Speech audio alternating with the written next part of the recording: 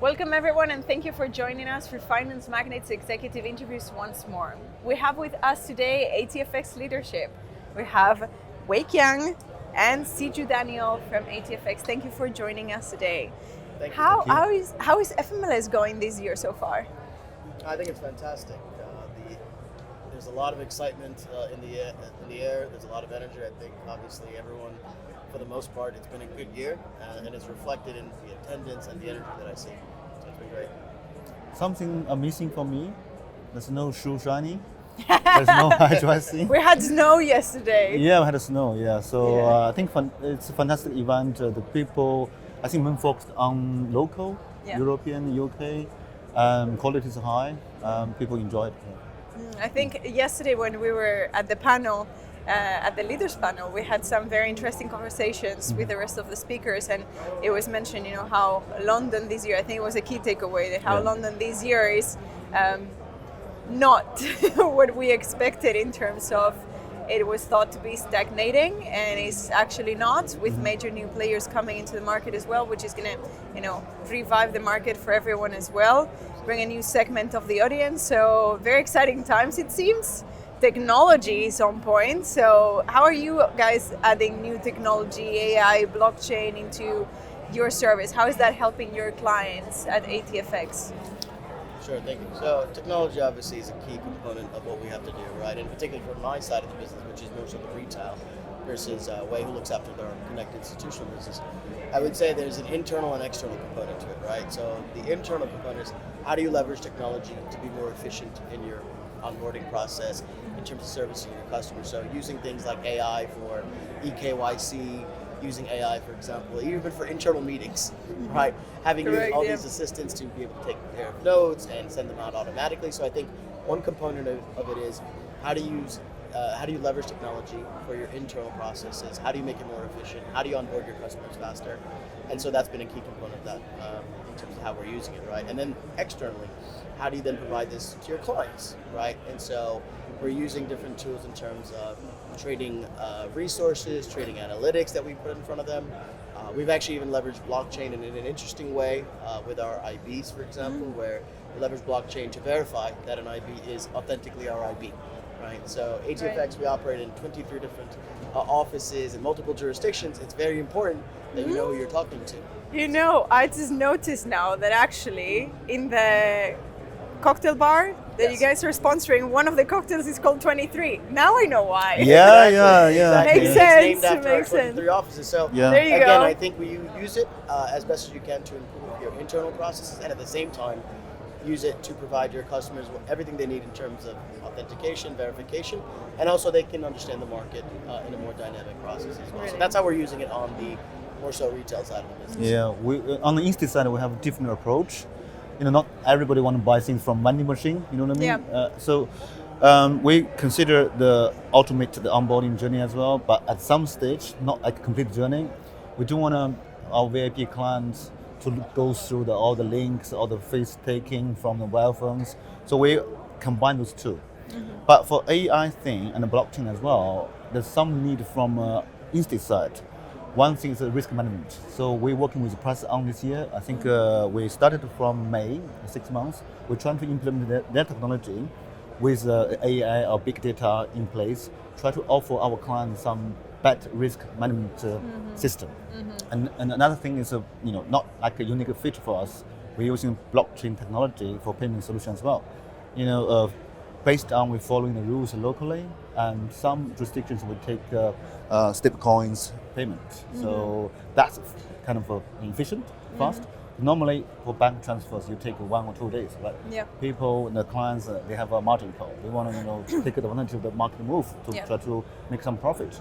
With that kind of in place, we can offer clients better service. Yeah. Also, especially in the banking system, like you're mentioning, you say T+1, T+2. That's if you're lucky, actually. Sometimes can be T+7. It depends, and blockchain has streamlined a lot all of these things. AI, I think, is also simplifying a lot our lives. Gets scary sometimes. We'll see how far it goes, but for now it seems a very useful tool. And this year has been a very good year, not just technology-wise, but volatility-wise as well. I know that our industry has seen a boom this year in terms of volatility. So what are your takeaways from that this year? Well, obviously, like you said, volatility has permeated the market. There's been so many risk events, and it's more so how you manage your business through that volatility, right? And obviously for ATFX, we have our own risk management systems. We have our own systems to effectively evaluate our clients, their positions, how we're managing it. But more so fundamentally, as a retail broker that's holding client funds, the number one question is, are your customers' funds safe, right?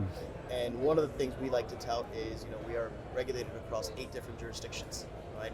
And in regulations like the FCA and ASIC in Australia and so many other places. So I think as you ride through volatility, not only is it important to manage your risk properly in terms of market risk, but again, safety of funds, because we have a fiduciary responsibility. So to that extent, we continue to go and seek licenses because they require us to have strict protocols in terms of segregation of customer funds, separating them from operating funds, and so on and so forth. So that's how we handle that from an operational risk perspective. But I'll let my colleague talk a little bit more so about the liquidity side of it. Yeah, follow that. We have 8 licenses globally to regulate our activity. So we implement a cross-border solution. So we respect client asset. So client money is client money, right? Sometimes our sales team have different approach. Okay, I managed to get a deposit of 2 million. What is my bonus? What is the commission? I said, okay, 2 million coming from client. If clients don't trade at all, we don't make any money. Client can withdraw tomorrow. So that's our approach. We respect that. We also follow the rules. Volatility is good, but from East side, volatility is good for ourselves, for client as well. It means like we have high volume, but we also want to have a robust and a solid risk management system. Make sure we are not, I'm not mentioning any name, like a giant market-making company, because we're not banks. We're only a broker. We are here to help people, to help our clients from each side to make money. So we want to, as I mentioned, press on. We want to have a robust risk management system. We, in same time we're making money, also our client also make money. So we're on the same page. We don't have conflict interest. That's our approach for that.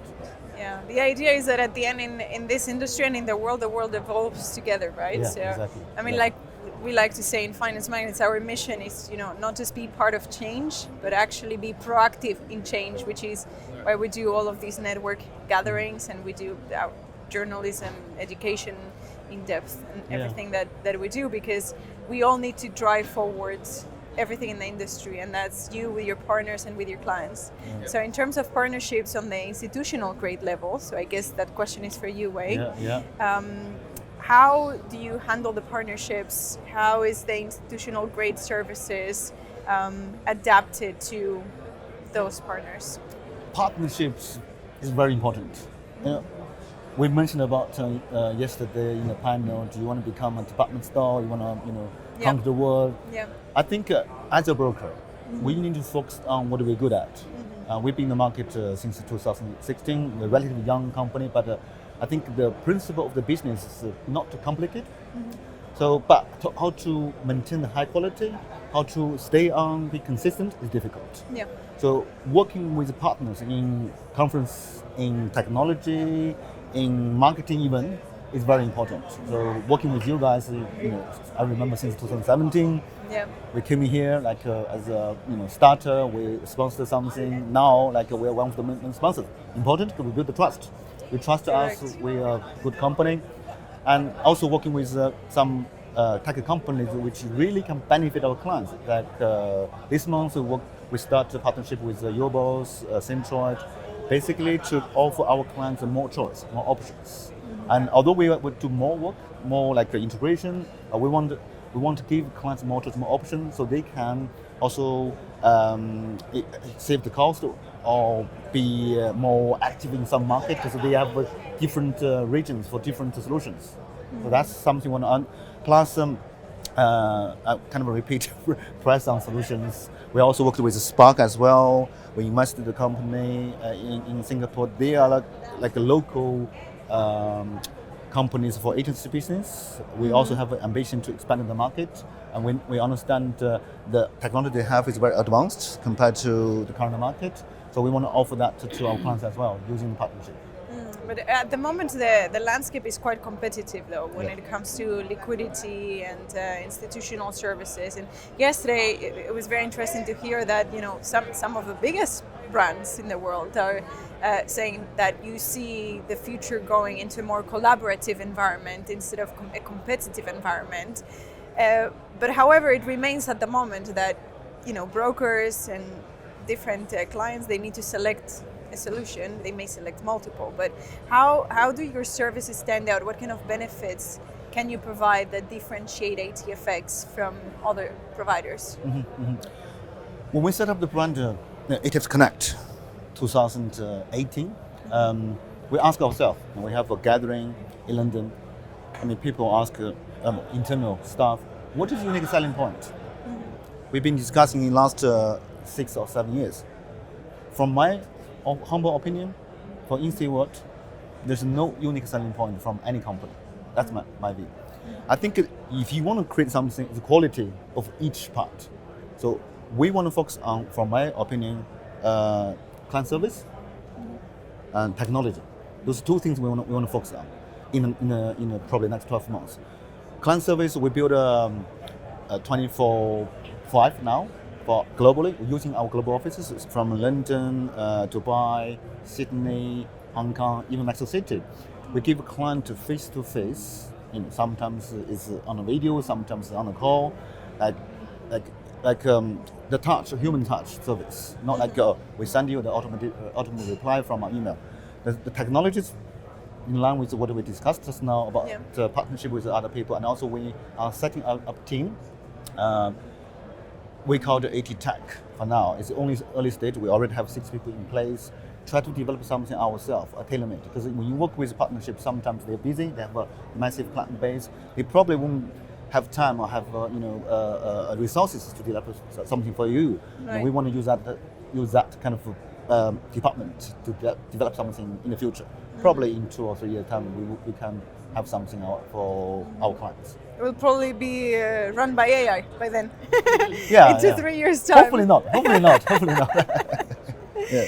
Siju, from your end, how does the service of ATFX retail stand out from competitors? So we mentioned it earlier, right? 23, the cocktail, right? So 23 offices, and so we have a very strong offline from online component, right? So the business, yes, of course, it's very digital, it's very technology driven, right? But at the end of the day, people still want to come in, they want to meet you, they want to talk to you. So we're quite different in that our global footprint, our reach is a lot bigger, right? So from all the way in the east, all in the west, from Latin America, Southeast Asia, I believe our network in terms of our offices, physical office, is amongst the largest, right? And when I say offices, it's not a 1 or 2 salesperson sort of setup, right?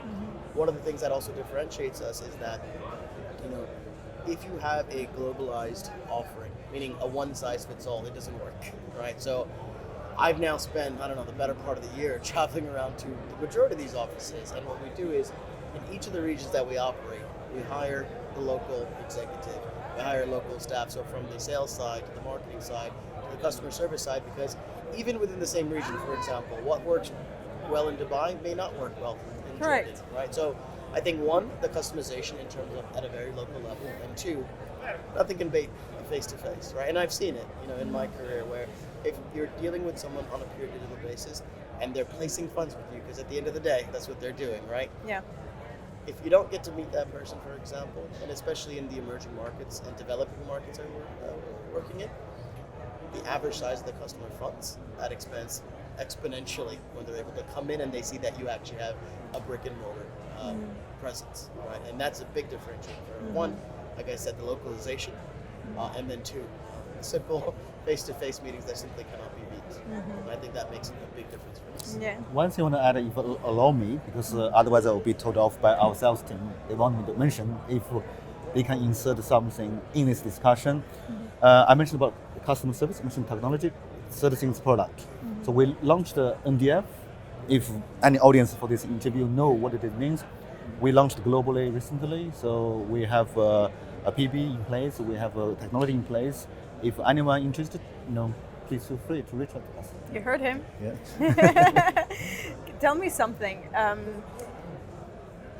In the landscape that is coming up for 2025, what do you foresee, and what is the strategy? What are the plans of ATFX, both retail and institutional, coming forward? And how does data fit into how you're making those decisions coming up? Oh, that's like a three-part question. Yeah, sorry. I like them. I like them that way. On the first one, I attended a talk this week by an economist, which was, I think, organized by you guys. And he talked about in the coming years, there's probably 3 or black swans that we don't even know about, right? And he's obviously speaking to an audience of brokers for whom volatility is a good thing, right? And I think my first comment about the excitement in the event today is because there's been a lot of changes from the conflicts, from the interest rate environment, the new administration in the US, crypto coming out of its winter and pumping. So I think, volatility will remain. I think that is going to create a lot of opportunities for our industry, right? And like you said, it's very refreshing for me because I've been coming to your events for, the better part of a decade, right? Absolutely. 13 years already. It's been 13 years, yeah. So obviously the players have changed. Yeah. Right? And I believe for a while there was a lot of pessimism in the industry because volatility wasn't there, right? And brokers were struggling and innovation wasn't happening. And obviously in the last couple of years with volatility, you're seeing, a bigger presence. You're seeing new players enter the market. You're seeing a lot of innovation. So I think going forward, certainly volatility is going to remain. I think innovation will continue because volatility leads to cash surpluses, and brokers have now budgets, and other participants have budgets to go and expand and innovate and hire and so on and so forth. So that would be the part one of it. Insofar as ATFX is concerned, we are going to completely embrace it, right? And so we have I would say, a cautious approach. But when we see developments in the industry, we're going to study it, we're going to do our due diligence, and if it makes sense for ATFX, we'll follow through. So for example, prop trading, right? That's been a massive wave over the last several years. We studied it, we observed it from the side, and now you're seeing brokers getting into it, including ATFX. So we mentioned it already, I think you guys broke the news, AT funded. Hopefully we'll be going live within the next several weeks or within the next month, so we're excited about things like that. And the last point about data. We're talking to so many people about how to use and leverage this data. So from customer trading data to buying data. And I think what that helps is it helps everything from our trading decisions to our marketing decisions. So I think in our industry particularly, we have so many data points available. We don't know, one, how to properly collect it, analyze it, and then monetize it, right? And so, again, it's to the point that Wei mentioned, which is, what you're not good at, we'll partner up with somebody else. And so we love events like this because we get to meet such a cross-section of companies, and they're not all industry giants. Some of them are startups, right? Yeah. And we love talking to guys and we've seen this a couple times now, where you've met, I've met people who 5 years ago, a founder showed up with a backpack, right? And today, they're a massive company. Yeah. And we love to get involved when the founder shows up with a backpack at your event. Yeah. So embracing the change, getting into the unknown, but studying it, and seeing if it makes sense for ATFX. So I think you're going to hear a lot of announcements coming from ATFX in 25, and that makes it very exciting for me. Amazing. Music to my ears. I'm looking forward to exciting 12 months ahead. External side, we have an election result coming up. We have crypto markets picking up. Everything. My feeling is that we have been stuck into this situation, either politically or economic-wise, or Brexit, or COVID situation, post-COVID situation. I'm expecting next 12 months will be a big change. Internally, we have people join, like Siju joined us almost 6-7 months. Yeah, I want to say 1 or 2 years already, right? It feels like that's a feeling. That's a feeling. And including Joe himself and also other high-level person joining us, and we continue recruiting. So that will make I give myself some credit. I'm a very humble person. I don't know everything. We need somebody like Siju to tell us, okay, we need to do this, we need to do that, and also connection as well. That will improve our service, improve what we are. 7 years of communication of the knowledge, experience, is kind of put us in a position we want to jump. We want to jump to different level in both retail and institutional. So 12 months ahead is a very, very good moment for us. Great. See, like next November, we probably can sit down again and talk about what we achieved. Amazing. Very happy to hear that. Can't wait to see what's coming up in the next year then. Yeah, absolutely. Thank you so much, both of you, for joining me today in this interview. Thank you, everybody, for watching. Stay tuned. Thank you. Thank you for having us. Thank you.